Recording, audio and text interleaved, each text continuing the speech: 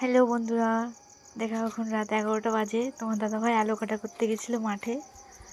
তো দেখো কতটা মাছ পেয়েছিলি। দেখো এতটা মাছ পেয়েছে, সব ল্যাটা মাছ। এগুলো আমরা চ্যাং মাছ বলি, অনেকে ল্যাটা মাছ বলে।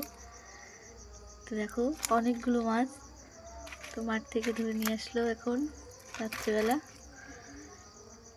তো কেমন লাগছে তোমাদেরকে কমেন্টে জানিও। এরকম তোমার দাদাভাই দেখো আমি, আর এই দেখো তোমার দাদা ভাই দেখো মাছগুলো ঢেলেছে এখন গামলাতে। দেখো কতটা মাছ,